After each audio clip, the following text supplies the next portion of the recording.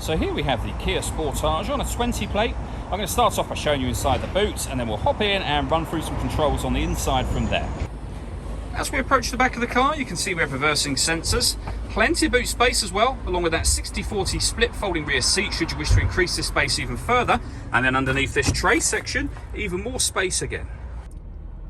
Okay, now that we're inside the car, we're going to start with the dials. On the left-hand side, we have the rev counter and coolant temperature gauge, and on the right-hand side, the speedometer and fuel gauge. In the middle, you can also see we have a digital readout for the speedometer and the total miles for the car, which are 8,085.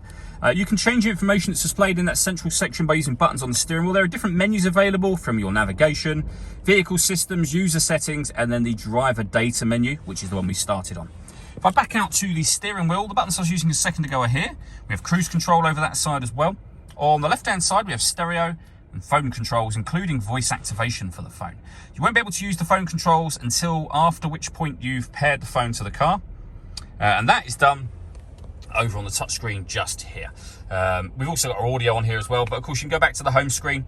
From there, if you went all menus, you'd better pair your phone by hitting the phone icon and following the instructions on screen from there. When it comes to audio, we have the radio, DAB, FM and AM radio to be precise. If you want to listen to your own music, you would do that under the media heading, which is grayed out at the moment because nothing is connected. You can connect up a USB device. You can stream your music wirelessly via Bluetooth audio.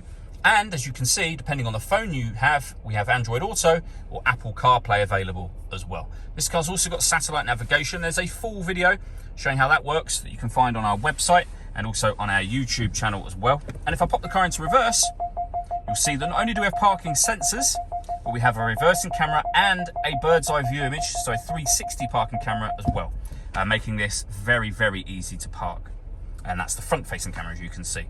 Working our way down, we have the main volume for the stereo.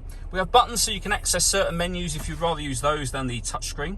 And then beneath that, we have dual zone climate control. So you can adjust the passenger temperature, the driver temperature. You can increase or decrease the fan speed from here. You can determine what direction you'd like the air to be distributed in. And when you're happy with those settings, you can turn your air conditioning on and off from here. If you hit auto, the car will maintain the temperatures you've asked for by taking full control of the fan speed.